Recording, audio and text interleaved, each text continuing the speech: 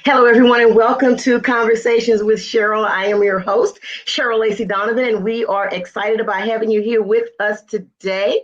And I'm excited because I happen to have met this young man a few years back.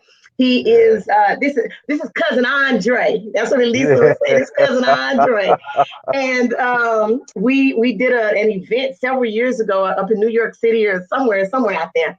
And this young man was there, and if I tell you, he can sing, y'all. Not just he can sing, Oh, he can sing.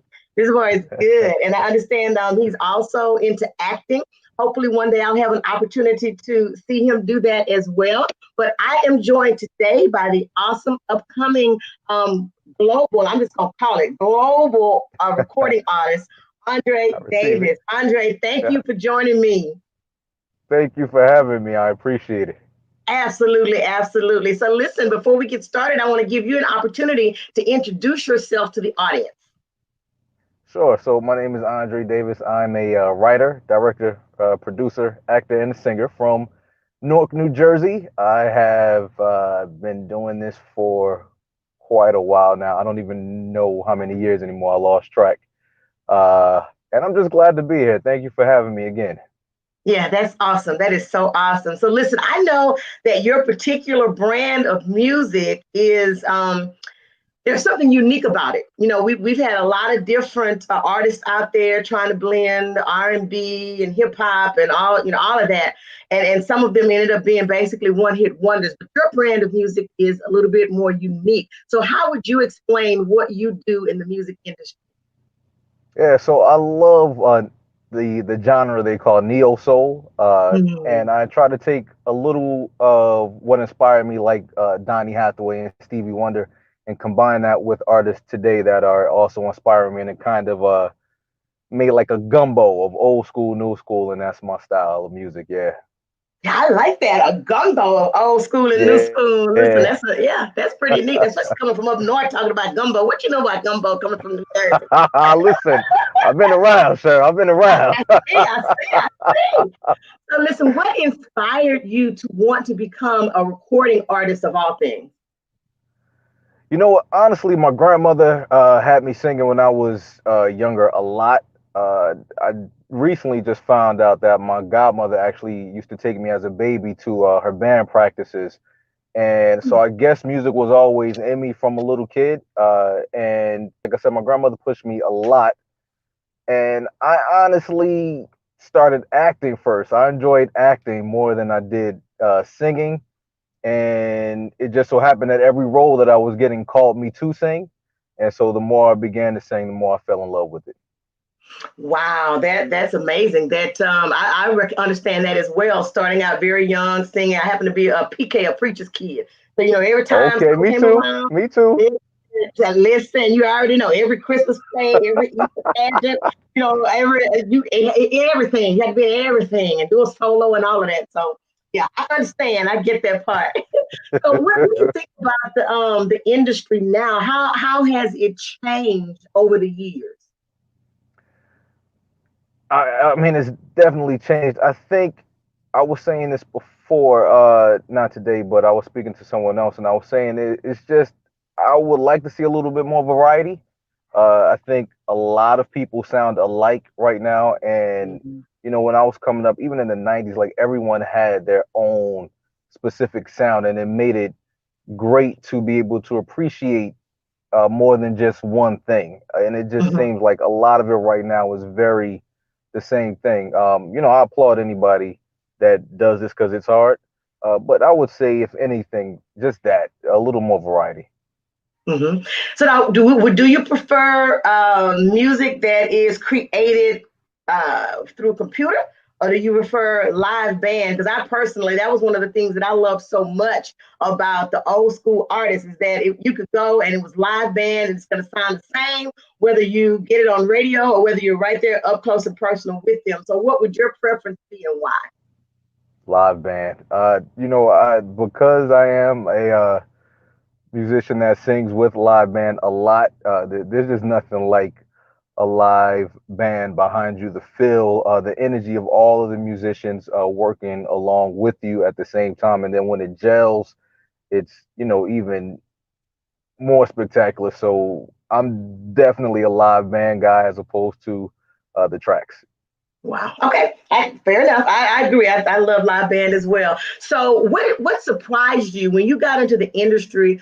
What one or two things really sort of maybe took you aback as far as the way that the industry works? So you hear Uh a lot of stories. You hear a lot of stories about it's not it's who you know basically. oh. And so that came to play very fast. So I was signed to an independent deal and initially, and one of the things about that indie deal, it was a small example of what would be to come if you were signed to a major deal. So everything that you hear about, there was one point where I had my song on radio, the video was on TV, and literally everybody knew your name. You walk into a room and you have 1,000 friends, and the moment that died down, everybody forgets about who you are. The phone stopped ringing. The same people who were calling you nonstop, you can call them and never get an answer. So that rang true very, very quickly to me. And to be quite honest, uh, the trying to put this in a PG way, some of the things that you are asked to compromise in order to Mhm. get ahead is extremely real. And I just opted not to go that route. So Wow, wow. That yeah, I would agree. I think even in the publishing industry, even in writing, there are a lot of times some things very similar to that. That yeah, you put your work out there. That's one of the reasons I love Elisa because she allows you to stay true to your voice and to what you're yeah, trying to portray and put out into the universe. And but a lot of publishers would want you to go back in and change this and tweak that, and no, you don't want to say this like this or that because they have a different agenda. So I definitely get that. Let's see. One of our Facebook users says, "So talented, and you are destined for greatness." Something tells me that's probably Elisa, but I can't see her name right now. well, thank you, whoever it is. I receive it and accept it. Absolutely, absolutely. So tell us about your music. Some what would you say is your favorite piece of music that you've written or recorded?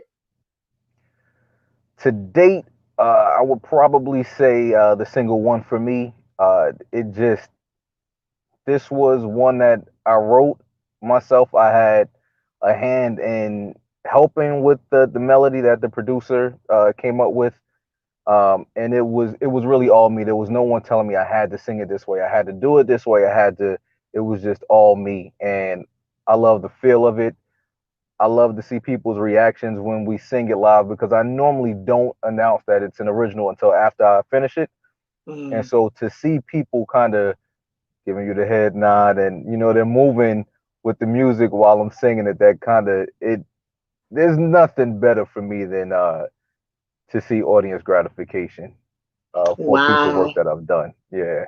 Wow, that is amazing. That is amazing. So what was your having been in the industry as long as you have, what do you think or where do you think the industry is going now? Because like you said, there's a lot of stuff. It sounds kind of the same and nobody seems to really have their own individual voice. For instance, when Aretha Franklin starts singing, it's Aretha Franklin. Yeah. When Stevie Wonder starts singing, it's Stevie Wonder. You have no doubt in your mind. So where do you think Yeah. the industry is going now?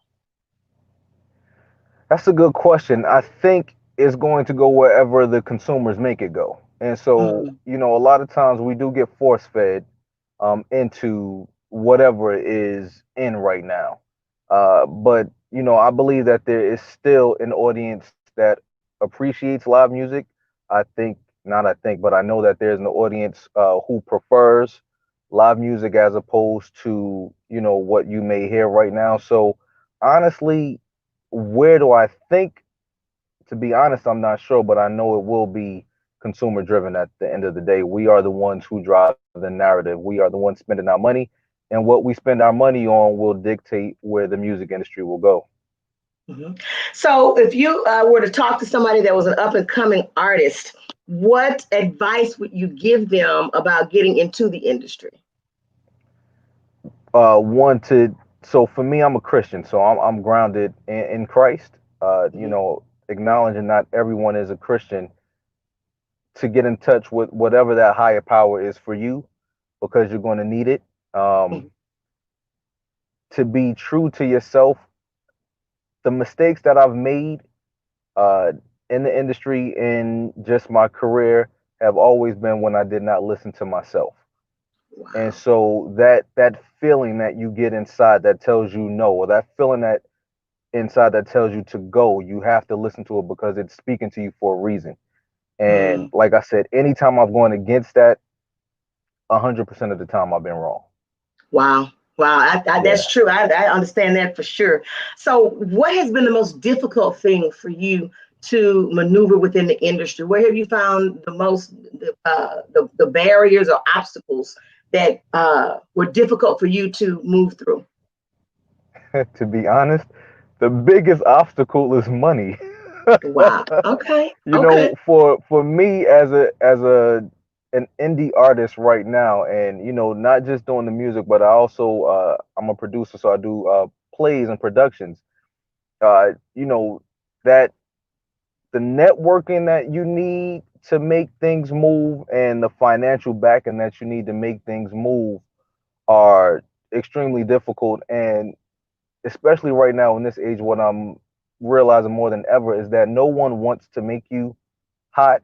They want you to come to the table already doing it. So it's trusting God to lead you to whatever that is. Mm. A lot of people, they make these videos and they think that they're just going to get famous off of a video, and some people do. But again, that's not what I've been given.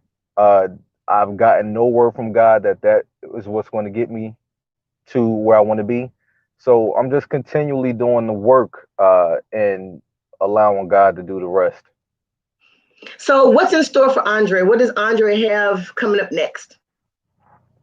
So I'm working on new music right now. So that will be out hopefully first quarter 2021, because 2020 is just my Yeah. Yeah,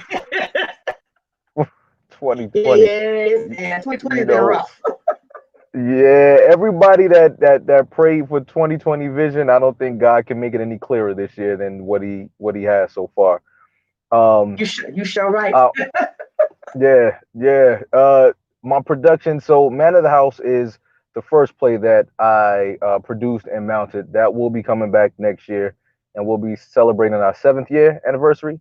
I also have Mhm. two other one-act stage plays, The Breakdown and Is This What We Paid For, that are coming back, and I'm working on some films and online material now as well. So I'm keeping busy in the quarantine.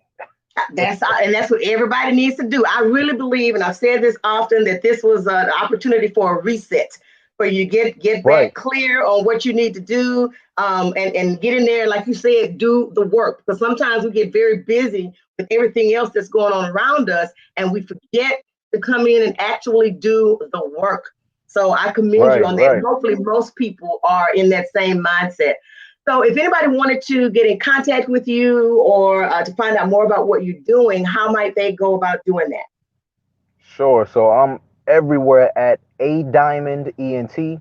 That's the name of my company, A Diamond Entertainment. So A Diamond ENT, all one word, and that is Facebook, Twitter, Instagram, and the website is adiamondent.com. Cousin Andre, thank you. So thank you for having me, man. I appreciate it. I appreciate you. Absolutely. Absolutely. Listen, everybody, you guys need to get out there and you need to find out about what Andre Davis is doing. It's A Diamond ENT. His company is A Diamond Entertainment, and he's doing some big things. Listen, I think that right now, while he's having the opportunity to do his work and get his stuff together, 2020 is going to just be a blast off and a catapult to Yeah. something really great for you, Andre. I believe that. And I want everybody to Thank go you. out there and find out about him and stay tuned so you can see what he's going to be doing. I'm going to speak it right now into existence, and he's coming to Houston and some other places with his play, so everybody can get a chance to Yeah. get out there and see it. And all of the backing that he needs is going to come forth, and he's going to be able to do some great things. Andre, thank you again. Man, thank you. I receive it. Thank you. Absolutely, absolutely. Everybody, you've been listening to Conversations with Cheryl. I am your host, Cheryl Lacey Donovan. It has truly been a pleasure to be with you here today, and we look forward to seeing you again every Saturday at 11 a.m. Central Standard Time right here on Facebook Live. See ya.